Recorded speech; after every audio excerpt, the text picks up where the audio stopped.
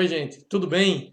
Vamos aprender matemática? O tema desse vídeo é relações trigonométricas no triângulo retângulo.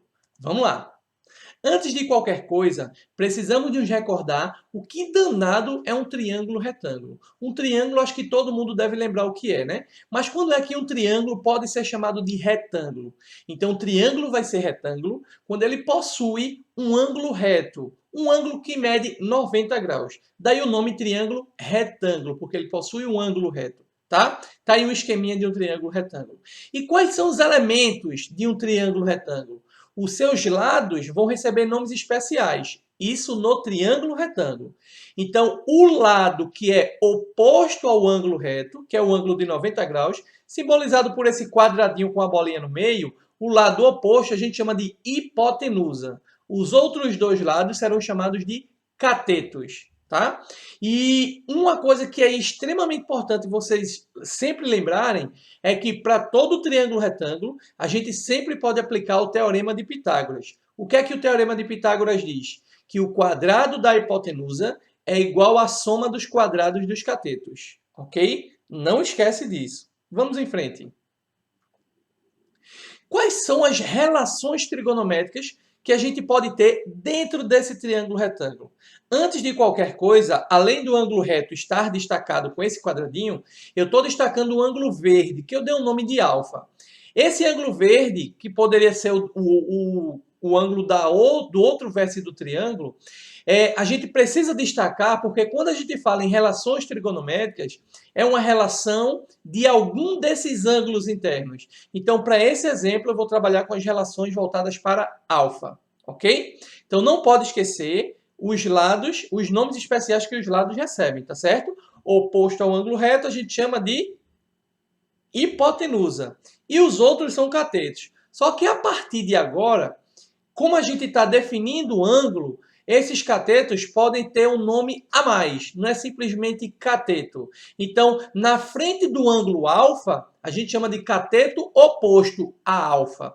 E o outro cateto que está do lado desse ângulo alfa é o cateto adjacente a alfa. Se esse ângulo alfa não tivesse aí, tivesse naquele outro vértice lá de cima, que não tem nada, o ladinho C seria o oposto e o B seria o adjacente, tá bom? Então, o lado oposto ao ângulo definido no triângulo é o cateto oposto e o outro lado, que é o que fica bem coladinho com ele, é o cateto adjacente.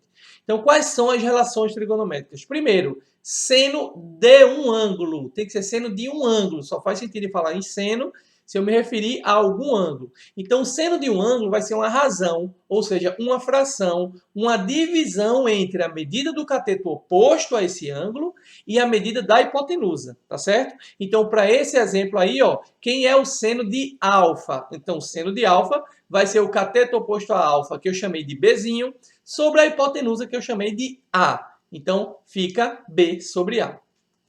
A outra relação trigonométrica que a gente vai estar trabalhando é o cosseno de um ângulo. E o que é o cosseno de um ângulo? Mais uma vez, é uma razão. A razão entre a medida do cateto adjacente, aquele que está coladinho ao ângulo, e a hipotenusa. Então, se eu quiser calcular o cosseno de alfa na figura, eu vou pegar o cateto adjacente a alfa. E o cateto adjacente a alfa é o ladinho C. Então, vai ficar C sobre a hipotenusa, que é A.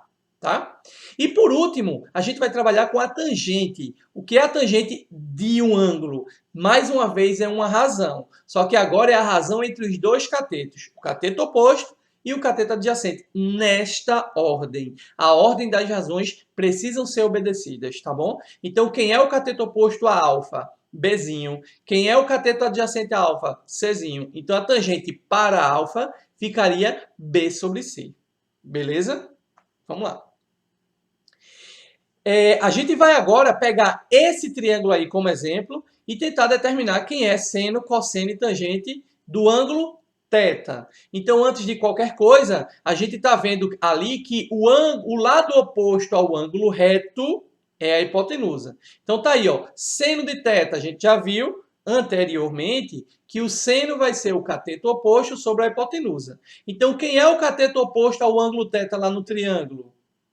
O Y, né? E a hipotenusa? O Z, que está na frente de 90 graus. Então, ó, como o ângulo é θ, o oposto a ele é Y, tá certo? Então, a gente vai ficar com Y sobre Z, tá certo? Então, é sempre em relação ao ângulo dado. Se ele falou de θ, o oposto a θ é Y e o adjacente a θ é X. E Z é a hipotenusa porque está na frente do ângulo de 90 graus, beleza? Então, o seno de θ vai ficar Y sobre Z. Quem seria o cosseno? Que é o cateto adjacente sobre a hipotenusa. Ficaria X sobre Z. E, por último, a tangente, que ficaria o oposto, que é Y, sobre o adjacente, que é X. Tá bom? Então, é assim que a gente determina seno, cosseno e tangente de qualquer ângulo. Beleza? Vamos lá. Esses valores de seno, cosseno e tangente de um ângulo são valores fixos, quando o ângulo é dado. Então, se eu dissesse assim, o seno do ângulo de 30 graus é um valor fixo, independe do tamanho do triângulo. Porque se eu tenho um ângulo de 30 graus em um triângulo retângulo qualquer, aumento esse triângulo mantendo o ângulo de 30 graus, o novo triângulo retângulo, que manteve esse 30 e, consequentemente, por ser retângulo, vai manter o de 90, consequentemente, o seu terceiro ângulo também será mantido. Vai ter os três ângulos congruentes aos três ângulos do triângulo menor. Então, esses dois triângulos são semelhantes. Então, quando os dois triângulos são semelhantes, os lados são proporcionais. Então, quando a gente fizer a razão, à medida que o numerador da razão aumentou, o denominador da razão também aumentou. Então, numa razão, se eu tenho o múltiplo do numerador e o múltiplo do denominador, continua sendo a mesma razão. Então, continua valendo o mesmo seno, cosseno e tangente. Então, para cada ângulo, o seno, cosseno e tangente é um valor fixo. É tabelado isso. Mas existem três ângulos que esses valores precisam ser conhecidos de vocês. Que numa determinada questão de vestibular, ou seja lá o que for, ele não vai informar o valor desse seno, cosseno e tangente para esses três ângulos, que são os de 30, 45 e 60, que a gente chama de ângulos notáveis porque eles são mais utilizados na resolução de questões e dá para a gente determinar isso utilizando o triângulo equilátero e um quadrado, facilmente a gente chega a esses valores, tá certo? Mas para determinar esses valores, existe uma tabela com esses valores fixos, que é essa tabela que apareceu aí para vocês. Mas alguém pode dizer, eu vou ter que decorar tudo isso? Tem que decorar tudo isso. Mas existe um jeito bem mais fácil da gente decorar, que é o seguinte, ó. Vamos imaginar essa tabela da seguinte forma. A gente coloca lá no seu interior os valores de 30, 45 e 60, que são os ângulos notáveis, e aqui, nas linhas, a gente coloca seno, cosseno e tangente. E aí, para a gente ter os valores de seno, cosseno e tangente para esses três ângulos, a gente pode fazer assim, ó. Na primeira linha, você enumera de 1 até 3. 1, 2, 3. Na segunda linha, você faz o inverso. 3, 2 e 1. Agora, você divide todo mundo por 2. Dividido por 2, dividido por 2. Todo mundo você vai colocar sobre 2. Ó. Sobre 2, sobre 2 e sobre 2. E o numerador de cada fração dessa você coloca dentro de uma raiz. Então, ficaria raiz quadrada de 1, que é o próprio 1, então não precisa. Aí, raiz quadrada de 2, raiz quadrada de 3, raiz quadrada de 2, raiz quadrada de 3. Raiz quadrada de 1 pode colocar? Pode. Mas como raiz quadrada de 1 é o próprio 1, pode deixar ele sem raiz. Está aqui já os valores de seno e cosseno dos três ângulos. Então, enumera de 1 até 3, na segunda linha de 3 até 1, todo mundo sobre 2 e coloca a raiz quadrada nos numeradores. Para 1 não precisa, já que a raiz quadrada de 1 é o próprio 1. Mas existe uma musiquinha que nos ajuda a decorar isso, que ela faz assim, ó. Que ela diz pra gente como é que a gente enumera. Que faz assim, como é que eu posso dizer? É uma paródiazinha com a música Jingle Bell, que diz assim, ó. 1, 2, 3, 3, 2, 1, tudo sobre 2. Basta colocar raiz no 3 e no 2. A tangente é diferente, veja só você. Raiz de 3 sobre 3, 1 raiz de 3. E assim a gente completa a tabela e fica bem fácil da gente ter essa tabela. Não esquece, é só fazer essa parodiazinha com a música Jingle Bell. Vamos pegar isso e agora aplicar numa questão, que é o seguinte.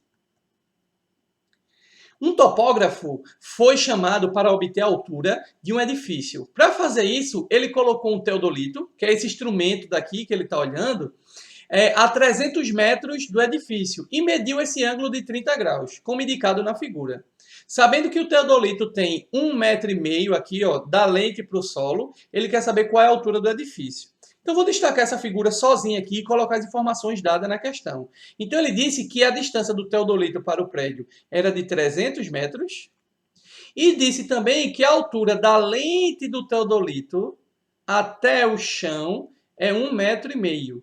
Então, tá aí as informações dadas na questão. Então, eu vou pegar esse triângulozinho daqui, ó, e vou destacar ele. Vou trabalhar com ele aqui à parte para a gente usar as relações trigonométricas nesse triângulo que já deu para perceber que ele é retângulo. Tem lá o pontozinho de 90 graus. Esse ângulo daqui, ele é de 30 graus.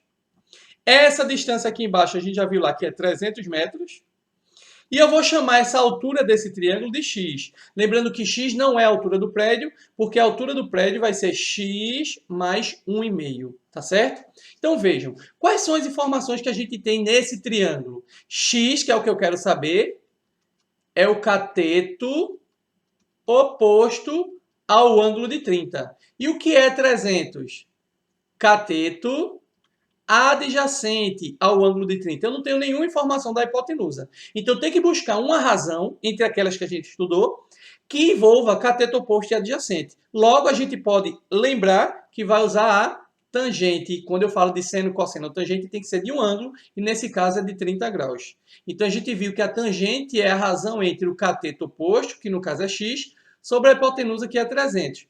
Por outro lado, na tabela, essa tangente também é igual a raiz de 3 sobre 3. Agora é só aplicar o produto dos meios igual ao produto dos extremos nessa proporção que apareceu. Então, a gente vai ficar com 3x é igual a 300 vezes raiz de 3. O 3 do x passa dividindo e a gente fica que x é 100 vezes raiz de 3. Se ele dissesse na questão que raiz de 3 é 1,7, isso daqui daria 170 mais 1,5, então a altura desse prédio seria 171 metros e meio. Beleza? Fácil, né? Então, espero que tenha ficado claro para vocês. Então, um forte abraço e até a próxima.